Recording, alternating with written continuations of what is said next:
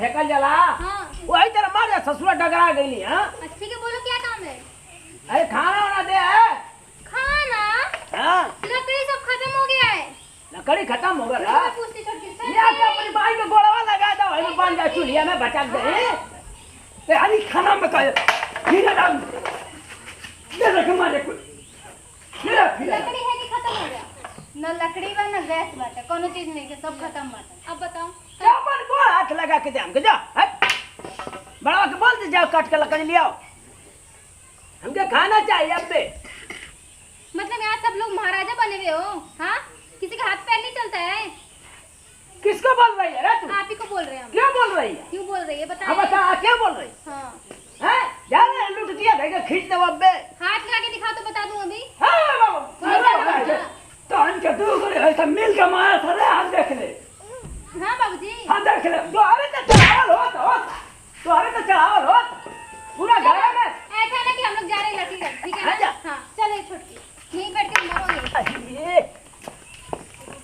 तुहार माई हिदाई कैला हम औता है कोई लेके भाग ले कुला यो मत जा सर लिया काट जोड़ के जुटाई के हम तो मजा ले घर है जा या अब तो खाई घरों में कुकुर जो रखो कुछ पिसान उसान उठा दे ले ले ये रे पतोहिया तेरी आम गिरल होई ले ये छोटकी फटाफट से लकड़ी काटनी तो इन लोग का भरोसा तो मुझे लग रहा है मैं भूखे रह जाऊंगी और सब लोग रह जाएंगे। ये देखो हाँ जी आ गए। हाँ जी आ गई हो कहाँ पिछवा गई दो बाबूजी दो आप निकाले मैं फटाफट पटाई रखूं। नोटंकी नहीं करना है। अरे उतारा हम तना उतारा हाँ दी हम उतारी जाओ।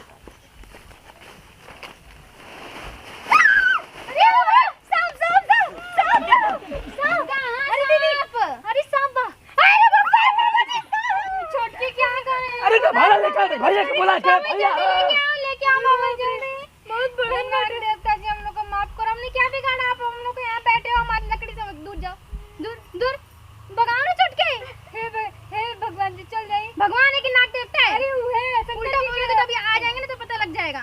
हाँ वो शंकर जी के काका जला चल जाइए दूध पियाई हम चल जाइए यहाँ से। जाओ ना नाग देवता जी बोला शंकर जी जाइए ना बाबूजी। हाँ जल्दी हे की देहल थारिया बला मगैल जारिया पहुँचले किना बहुत बढ़िया था खाना लेके निकाले घर में से ले लो ये कहाँ अरे पुरन अरे बहुत बढ़िया सब निकल अरे पतो ये लकड़ी तुरंत में अरे मर लेना ना हो चलो क्या करे जोट की जल्दी करो ना मुझे लग रहा है अभी आएगा बाबूजी देखो लड़की तो ये बाप अरे कलमटनिया गइले तू तो ना लौरिया लेना ढकनिया पर तू तो ना हम के लौरिया ना ससुरा मत मारा अरे ये भाई ऐसे नाग बाबा हो रे जय हो नाग बाबा जय महाराज जी पतो इनके काने काट ले ला चक्का ये ज्यादा मत बोलो हटना तुम बोला के लेके आ रहा हो के क्या बोला फोन वाले करे आओ बोलाओ ना सही यूट्यूब वाला। ये तो छोटा फोन है बाबूजी बड़े फोन में ना दिखेगा। अरे यूट्यूब में देख रहे पापा ने तो बाबा लोग बोला रहा फरडवा के। अच्छा ये वो बड़े फोन में मैं मत अरे ए जान करे के जल्दी करो सारे तो फुफिया था निकालो जल्दी से। ई कैसी लकवा खुली रे का फिंगर है मेरा क्या बोलना है? और सफेरावा पकड़े वाला रे आई ना रुक जाओ रगिया आ जाएगा काट लेगा। अरे मोटा की बाड़ी वाला रे सफेरा भाई जल्दी आ जा मोटा हन निकल। अरे दादा अरे माड़ी वाला अरे अरे बाबूजी क्या मैं ही टाइपिंग करके निकाल दे रही हूँ। हाँ निकाल। अरे जल्दी करे न तो हाँ, लो, में से भाला लेके आई। यही बाबा है ना? अरे अब फूंका था रे। हेलो, इनका नंबर लाओ, देना मैं नंबर डायल करूँ। 98 जल्दी बात करो, चुप रहना और थोड़ा दूर रहो बाबूजी। अरे ओके तोप दो अरे हेलो। हाँ लोकल सफेरा जी। जल्दी बाबूजी। अरे घर में आज तो मजा बड़ा मोट का डोला निकला ला जगह पे लागल फोन में ना पहले देखा मारता तो नहीं कहीं। हाँ हाँ जगह पे लगाए, चलो। हाँ आवत हुआ जल्दी आवत। हाँ भैया आवा है तेरा या बैक साइड होके अरे रास्ते में हम दस था दूर ले। अरे ना बुल बुल बुल लख ले यहाँ हो तेरे। जल्दी बाबूजी, हमको काटने का डर लग रहा है। हम जाए बाबूजी, हम जाए, घर जाए। हाँ रखा था वो आवत हमर से दू ठगरा तो हम लोग जाए, आप अगोरो सांप को हम जाए। हाँ मटको हाँ, हल जाई धोतिया में तो मुंह आ जाई। अरे बाबूजी हम जा रहे हैं ना। ए भैया रे, हां हमरो के सिखा देते तनी। सिखा दे ससुर निकाले खाली तो भूखे के बीन तो ससुर फूक देबे कहू के इधर तो काम में खत्म हो जाई। चल भैया रे देखिए ना ससुर निकले ना पीछा से। जल्दी ऐसे के मंत्र सिखा। तो सिखाए मुंह से पहले तो सिखा दे सांप निकाले के। हां हमरा के सिखा दे भैया। चल हम तो सोचते तेरे गिरो में बढ़िया ये कहो की अच्छा तोहर का फोन लगा। अरे काका तो बोले ना ससुर मुंह से लगल का ये। अरे चल अरे चल रे बाजार निकाल। हाँ अजगर हाँ मोरी वाला हाँ के हर बढ़िया मोट बा फो फका था एकदम हाँ। ऐसे जोर जोर से। इतनी मोट है कितना मोटा है तना ए तो बीन बना तो घेर जी। चल हो मैं डर आ इधर अंदर घुस गल जा। हाँ? या गयल खत्म हो नहीं रुको था। आई कहां सफेरावा वाला रह गल मर गल का ससुरा रे बाबूजी कहीं पीछे से आके तो। हां भाग यहां से शुरुआ। अरे उलट जाता साल और सफेरा माने कुछ नहीं ऐसे पिगाया सके। अरे बड़वा केने हो अगले भैया देखो ना स्वामी जी उधर है। मत बोले स्वामी जी के का बोलते नंबर रख रहे ऐसा फका क्या घुसा ले हे में घुसा ले हे में घुसा ले ए बाबू दे जोड़ी दे जोड़ी हाथ से तोड़ के तर हट कहां रे इतना देरी लगा देला रे। अरे हटा काका तू तो जाने ला भाई का काट के ए मर्दवा ए तू सांप निकाले लगा मैं गया के मुंह फोरे आला। ए सुरा हां छोड़ी दे तो एमन का रख ले ओ हाँ इधर ई का है ई तांत्रिक है कि चोर है रे। वाले बाबा जी, सांप वाले बाबा जी चले गए वो। मगे पता है अरे कहो ने बका कैसे हां पता हो।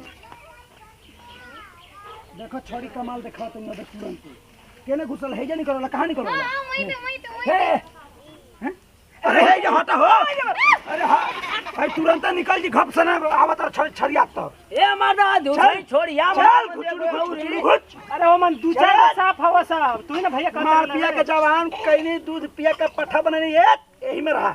चल बाबू सूझ जा टोला निकाल ए सांप महाराज कहत है कि रौन के खाला का बना के जंगल में कहीं रिलीज करनी जाए छोड़ला। हां हां छोड़ा जल्दी हम तो कहीं मारा जुस्सा लगा के पिएला। अरे पूरे खत्म बात छोड़ दी का जाई का ए सुरा चल अरे भैया अरे माधव फूंका था जना था अरे चले ए नरा भाई फूंका था जना था कि जैसे पछुआ हवा चला था ए मर्दवा जता का तान से होते ओम क्लीम ब्लीम ब्लीम ब्लीम ब्लीम ब्लीम ब्लीम ब्लीम ब्लीम ब्लीम ब्लीम ओम नाग देवता हे भैरव काल नाग देवता चला तब हम अरे आप लोग सुन लो। अरे तू करे तो खुदा ना पगला है हे पापा तो आई का अरे बाबा ओह नो भैया तो के कहनी है ना कि हमका अंग ही बता दिया कि बीन बता ससुराते नहीं बजावे से पहले कह दिया। बिन धरता है बिन धर रही रुको चलो छड़ी निकल जा देखा ए महाराज जी कथी बिनवा बजा के सुरा के आंखें में कटवा देता। अरे खत्म बड़का हमनी के खुद हुए कुल काम करेंगे हमारे के कटिया सा है तंत्री चुप रहो, निकालने देना, कितना बोल रहे हो। चला आवा निकला यही लोग ए महाराज जी वाले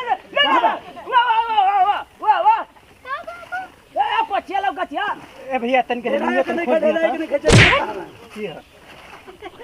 जानला अरे बुलाई रे सामने तम हाथ से काट दे ए भैया तो हम तो कहत निका गला है हमर छड़िया लेला जदुई आ यही से कह दो ये भूलू आवत है एगो जोसर है कइला हो निकाला महाराज निकाला निकाल भैया रे निकाल। रुक बाबू रुक खोजत हूं ना निकल फिर बिना बजा के निकल है के पड़ी चढ़ का मुंह का घुस गए अंदर का हट मन के आत्मा से देखे दे। आवा निकला दिन के माल पियब रात के दूध पियब पट्ठा बना के धधारा के घर में छोड़ब हमारी बोलाई लाइता हमारे घर में छोड़वा तोरे ना होका तब का मजा अरे हम का जन्नी है तोरा नाम नहीं बुझा तो नामे नहीं चलो निकला बतो यार ससुरा भाई हो इने कौन अरे ससुरा भाई तू अरे हट साइड रह ना साइड अरे बाबा मरेंगे तो तोपा हो आजा चल पट्ठा जी मतलब लपाओ लाठिया फेंका लाठिया है समारी खोदो खोदो ले जा घेरा शुरुआत ए बाला कौन बोल रहा है सुरेश है? ए भाई वो अरे मार से पूरा करा ए काका आइल बने आराम से निकल चिंता मत कर ठीक बा आराम भैया से निकाल जल्दी आ दूध गिलास गिरा तो घर में अमन ए बाबू बनी ना ए सूरा ये तो बिना रे तो अरे सूर हवा की का हवा अरे हाय हटावा है लाठी का डाल खबो लग दे बाबू है छोड़िए धर छोड़ दे पहले रुक जल्दी निकाल दो ना बाबूजी। ए, जल्दी निकाले जाना ताकि तोहार में तो सास या कि ससुर है निकाल। चाचा हटा ना सोच दी हो नहीं मतलब नीचे नीचे भेजे वाला ना हां देखा कैसे आई हो ए भैया तन के धरा अरे सफेद एकदम अरे पतैया हट दूर सफेद खजवन भैया बोलिए भैया बजावत है तो बिन अरे बिन बजाए से कह दिए भैया हमके रुक रे फिर देखा तनी केने बा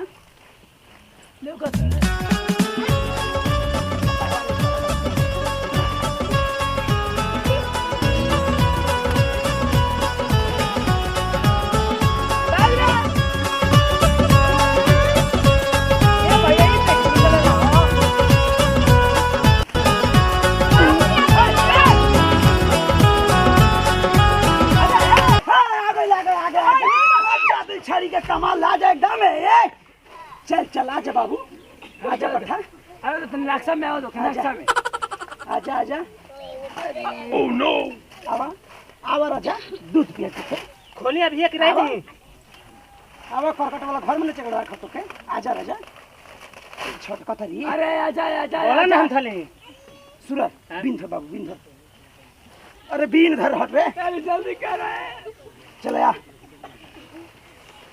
आई नगाड़ा नहीं रे अरिया का उतर बाबाजी जल्दी निकालो ना। रुको हो निकलत ही चले आजा आजा तो का दूध पिलाई दी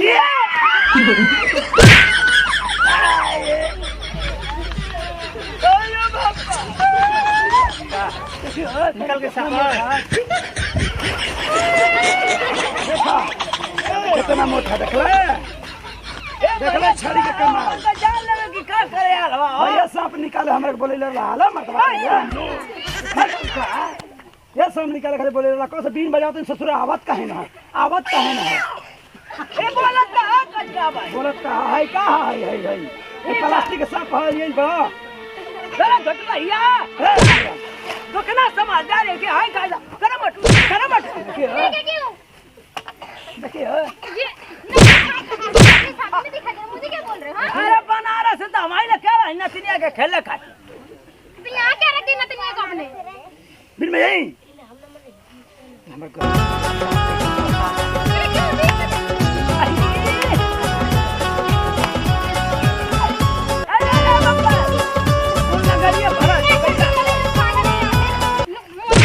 काका चलो पैसा निकाला पैसा कह तारीख हमारे एक बिन बजैला पर कतनो बढ़िया मौली वाला रही तुरंत निकल जाला अरे माधव हम तो कहेंगे पतो है कर रेल दिला आज ओह नो ए बाबू घर हां हेगो है ने बा सुगा हेगो है ने बा है ने हे जा बा हे जा पकड़ हे जा ले जा अपन साहब ले जा हेंसे निपट ला है तो फोन कर लेला हम कहनी हां पैसा ला पैसा पैसा के हां यहां बुलावत हवा आ तो कहीं ना समझ में आता कहते काहे निकल निकलो बीन बजाओ तो कब से बीन बजाओ थे ए भैया सिल्का से कटवा दे कहाँ लिया के डाले अरे कौन कर दिया तो धोरी दुश्मनी से हाथ में सा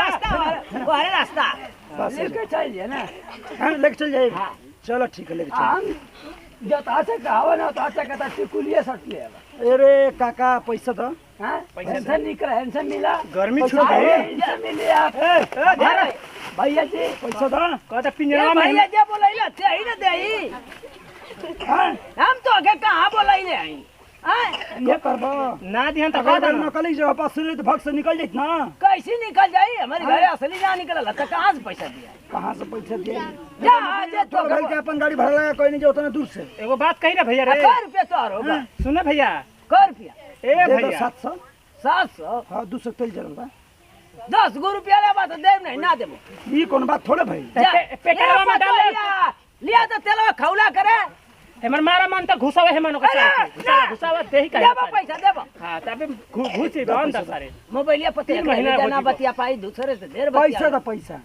मोबाइल ना ठीक है पैसा चाहिए पैसा दो धाई दो रख लो को दो अरे भाई का बुढ़ो पैसा तो रखला ही हवाई पतो या कलवट लाली किने के आ पैसा का पैसा तो जल्दी दो काहे ना मानत हो देबा कि ना पैसा त हमारा सली साफ ए दे बाबू तुम एगो छोड़ दे जे जंगल में भैया देबो पैसा छोड़ ए सब मेरा साहब दे बाबू दे छोड़ बाबू एगो छोड़ दे सुरवा छोड़ देले त तोर कनवा दूर काट अरे बाबू एगो छोड़ दी हम ना छोड़ो पैसा भैया दो। छोड़ी दो जल्दी पैसा दो ला और दो ए दूगो छोड़ दे तुरंत ए भैया हम कहम ना ई सब तो 200 पे मिल ले जहां सुकता से कहीं छोड़ दे के मंत्र के वो जे सारे के ए काका सुनो हां कितना कमाल कमा कहाँ से 10 रुपया मिलबे कर हम तो कहता नहीं कि दो आना तो तुरंत हाँ प्रधानमंत्री हो के अजवा मार भाई कैसे काज के प्लान तो हमारे वाला काथी के ये सब पक रखे के अरे पूरा खत्म बड़ा का है नकली सब रख हमने के परेशान कैले हो का दवा हमार भाई है 10 रुपया में तो का दी सारा पैसा हैं? अरे अंदर तू बराबर बराबर ले हल जाए एगो छोड़ देबा बे तुरंत दारिया में चला सके चला है ये ले ले जे घर में तुम्हारा नकली खेला खेला हो ना लेना चाहिए ना हम लेना चाहिए ए सूरधर सूरज 10 रुपया नहीं मिले बताओ ले चल पकड़ चल बाबू चल चल चल चल चल चल चल हाथ जा भीड़ का लगे बोला जा नकली सब भजा लो अरे जा जा जा अरे बुढ़िया तो बैठल है जे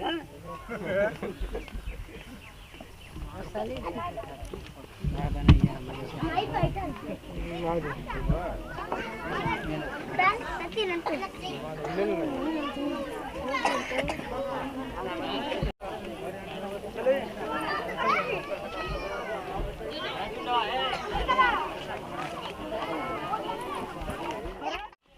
प्रणाम करते नहीं गौर चुको लेते हैं तमाम भटपुरिया श्रोता समाज के सब छुटकारा करना पुत्र बेटा खसाई टू जैसे प्यार दोस्त सब 76 में YouTube channel Khasai two comedy Khasai two digital world Neha में जुगल प्रीति में जुगल वही बने रखा देखते बने पूरा गाँव है मोहल्ला जुटल है आ सांप मन निकल मैंने कहला कि आदमी सपेरा के बोला सांप निकल जा तो कहे मतलब भाई भाई में को का कहे प्लास्टिक के साथ धरल परेशान हो कहीं नहीं जा 10 ससुरा रुपया मिले तो कहे के मतलब अगर सबके पेट होला सबके अपन माने कि बाल बच्चा होला तो केहू के अगर समय नुकसान करता नहीं तो भले गलती हो चाहे सही हो कहीं के ससुरा तो नहीं कटवा दो तुरंत पूछिए ले बापा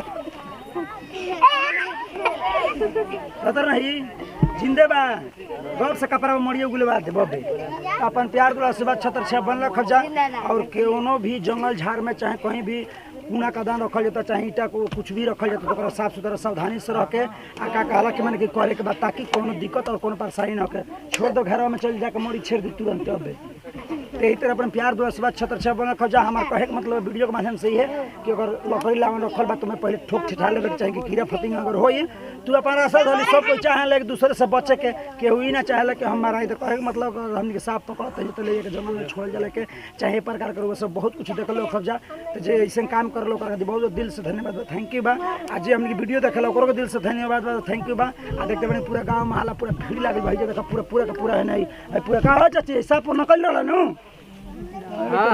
बढ़िया जाइबू ठंडी में तो यही तरह पर प्यार दुला से बात छतर छे बोलो और हमारा YouTube channel Khasai two comedy Khasai two digital और प्रीति म्यूजिकल नेहा म्यूजिकल जे जे सब्सक्राइब नहीं करे तो ऐसा ऐसा सांप वाला video comedy video emotional video पारिवारिक वीडियो देखे खातिर और उसमें बेल आइकन दबाइए सब्सक्राइब कर जला घंटी के दबा के ए बाबू ए रजा जो नकिए काट ले जरा पटावा यही तो प्यार बड़ा आशीर्वाद बना कर ज्यादा कुछ बोला कर वीडियो को बनाता बनाते पता समझ कर माफ कर जा दीजिए विदाई फिर से अगले वीडियो में जी जय जवान जय किसान भोजपुरी देश किसान कोना कोना पहुंचो कर तन की भोजपुरी प्रणाम नमस्कार कहा काका ए जो हवा हां पैसा ना लेबा दो पैसा चलो साइड हम जाई